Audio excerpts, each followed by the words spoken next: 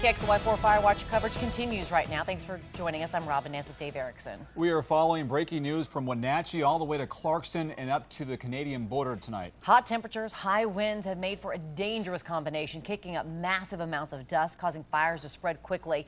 One fire we are keeping a close eye on tonight is the Malloy Prairie Road fire near Cheney. KXLY4's McKay Allen is there now. McKay, it's good to see you. What's going on back there?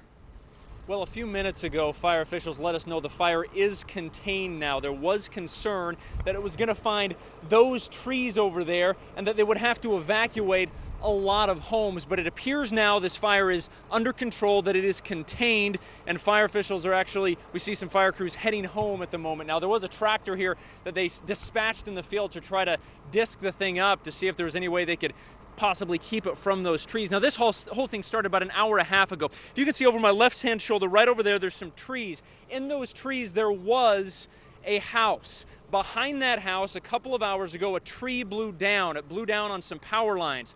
Those power lines touched the roof of a house. That house started on fire. There was one person at home at the time, a man.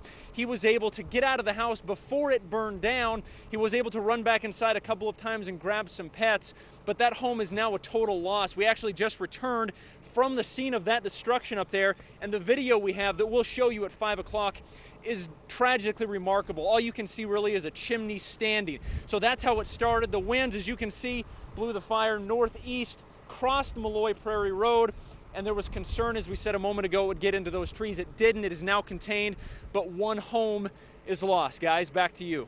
All right, McKay, thank you so much. That wind is unreal. Well, it's easy to see just by looking out of your window and our window how bad the storm is right now. I'm going to give you a live shot from our sky cam of the Spokane County Courthouse. You can see it shaking there. Visibility extremely poor because of this massive cloud of dust that's rolled in from the West Plains. And the wind is keeping fire crews scrambling from one fire to the next. Assistant Fire Chief Brian Schaefer on the phone with us right now. Chief, what are you guys facing right now? Well, actually, we're making progress on the Beacon Hill fire at this point. We've got a significant amount of resources. Almost a third of the Spokane City Fire Department's resources are committed to that fire, as well as firefighters from Fire District 9 and the Department of Natural Resources. Initially, the reports was it was around an acre in size, but as you know, Beacon Hill traditionally went with the steep slope, the south-facing slope, as well as all the brush that has built up over the years. It's always been identified as a threat, and like we said before, it's not really if, it's when, and unfortunately it picked this afternoon to start on fire. So we're a little bit over 2 acres at this point, having some spotting and some torching of the fuels that are there, because it is very dense. It's a very dangerous aspect of our jobs to get in between the fire through that dense vegetation and stop it. But it sounds like with everybody working together, we're making good progress on that fire. Again, like you mentioned earlier, it's not the best scenario to have one of those incidents occur at this point during the day, because the board, which is what we refer to as a computer-aided dispatch status, is completely full.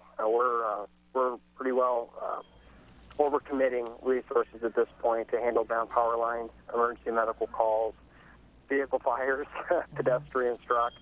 So the wind event definitely affects every aspect of what we do and the services that we provide. Yeah, and that was going to be my question, is how thin are your crews spread right now? Well, we're to the point now where we've actually called back personnel that are at home, that are off duty, that are coming into staff, additional fire trucks, medic units, and we're trying to keep ahead of the curve a little bit. Fortunately, we had the ability to forecast the red flag warning, so a lot of those plans were put into place when the first unit got dispatched to Beacon Hill. We had a pretty good idea that this was going to turn into a multi-hour event. In fact, at this point, it looks like this is probably going to be a 12-plus hour event on Beacon Hill. So we're making those changes to our deployment status, and it's going to be a long day for the crews that are on duty. And Brian, you designated this as a red flag day. What does that mean to residents here in the immediate area? What should they think about or prepare for? Well, at this point, with the specifically the issue with Beacon Hill, there are no structures threatened. At this point, there doesn't appear to be any utilities threatened. So I'm fairly confident that citizens don't need to worry about that fire.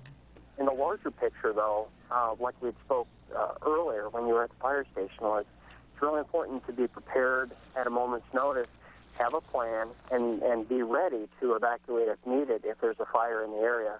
You can tell, I mean, the weather reports we're getting from Beacon Hill at around 2,000 feet elevation is they're having wind gusts of around 40 to 50 miles an hour because of the terrain, and if that translates to High Drive or 5 Mile, Indian Trail, those traditional areas where we have had fires in the past that we know are urban interface areas, and anywhere in the county for that matter, folks in those areas should be prepared.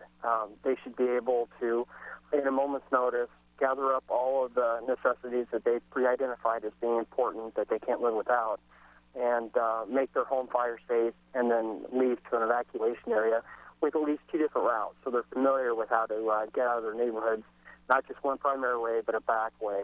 And then we're going to do our best to protect everybody's home and their wildlife or their animals and things like that. All right, Brian. Assistant Chief, Spokane Fire, Brian Schaefer. Thanks, Mayor. Thank you, Brian. Thanks. Well, let's go now to KXLY4's Kate Hudson tracking the weather and, of course, this red flag warning. Kate, any end in sight?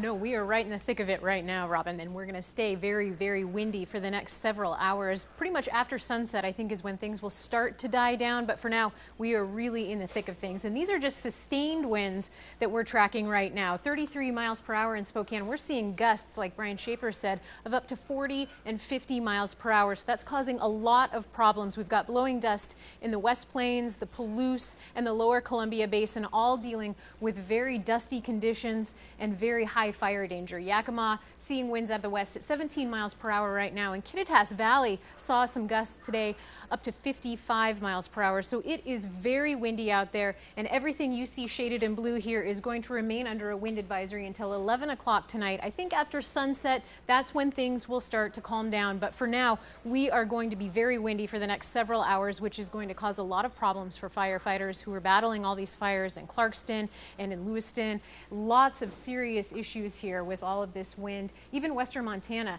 dealing with lots of wind. And Sandpoint, south of Sandpoint, we are going to see a few isolated thunderstorms later tonight. So that could cause some problems. If there's lightning involved there, that could spark a few fires. But otherwise, things are just very windy for now, very dry conditions. And we are cooling off. This is a cold front that has moved in and caused all this wind. So we are going to see lower temperatures and very, very low humidity. And that's why we have a red flag warning in effect until 11 o'clock tonight. So all of these dangerous conditions are combining to create some serious fire danger. But we are going to see the winds calm down after about sunset, but it is going to remain breezy for the next 24 hours. Tomorrow we'll see some wind gusts up to 15 to 20 miles per hour. Nothing like we're seeing today, but it is going to remain unsettled for the next 24 hours. We just have to get through tonight at 11 p.m. That's when all of these watches and warnings will lift and things should calm down. Robin and Dave? Kate, thanks so much. Well, Vista crews are trying to get a handle on a big part of the problem right now. The wind is knocking down power lines and knocking out power throughout the region. KXLY4's Kalai Chalk on our windy sky deck tonight. Kalai? I'll tell you what, it is windy. Just to give you an idea, look at that flag up there. You can hear it whipping in the wind. They sent us up here to the sky deck, and I'll tell you, you can really feel the breeze, and that is why Avista crews are busy tonight. The power lines are being knocked down, trees hitting those power lines, and those are causing all kinds of outages. The good news is that right now Avista kind of really has a handle on it. For a while, the outages were going up, up, and up, but just in the last half hour, they went down. They were reporting 8,000 outages. Now they're back down to 5,100, so that's good news. All of their service crews are out in the area right now. No extra crews have been called in, so it does sound like they have a handle. I just got off the phone with Debbie Simmock with Avista Utilities, and she tells me what's interesting about this is that their entire service area has been affected, as far as north as Kettle Falls, down south to Lewiston. So it's not a designated area, and that's what's making this such a big problem. But again, Avista crews seem to be having a handle on these outages. They're getting these back up and running as quickly as possible. Right now we're reporting again about 5,100 outages total in their service area. The big numbers, we're seeing at about 1,000 in north central Spokane and about 2,400 customers without power in the Colville area. Robin and Dave, excuse me. All right, Kalai, thanks so much. Crews near Clarkston also battling some fires there. Already 2 structures have burned as a result. Yeah, the fire broke out this afternoon. It was near 16th and Chestnut. That is not too far from the golf course. And we talked to one of the assistant pro out there who gave us a little bit of an inkling about the terrain and what we've seen. And we do know, as Dave mentioned, 2 structures have burned. They are not homes, but they are outbuildings. And here's a picture. This comes to us from Mark Richardson of Clarkston. We appreciate you sending that picture in for us so you can kind of get a view of what this is. We were told that it was started at the old Bennett Lumber Company. And again, these are reports that may have been started by fireworks. And this picture here, seen right here, is of, we just passed it, a helicopter dropping some water in that same area, getting water from the Snake River, dropping it on the hillside. According to Mark Richardson, the fire is burning uphill and downwind from a residential area. And we do have crews on that fire. We'll be bringing you reports on the Clarkston fire just as soon as possible. And we are getting initial reports now of fire burning in Stevens County, Washington. DNRs were dispatching crews. Northport, Hill Loop Road, Onion Creek, the Arcadia District. We don't have a lot of information about those fires right now. We're working on that as well. So we've got 6 potential fires there in Spokane County, according to DNR.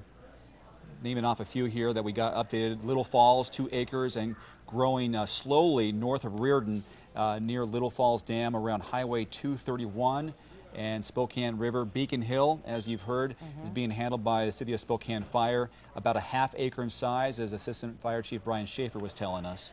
And there are some road closures as well. Ferry County says that down of power lines and tree has closed State Route 20. No detour available on that one right now. Adams County has a State Route 261 closed right around Ritzville.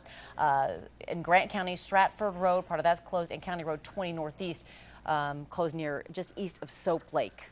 And you can go to KXOY.com. You can go to our interactive weather section in the weather area to see what the winds are like. And of course, all the updates are going there immediately. And if you have any pictures you can take, News 4 at KXOY.com.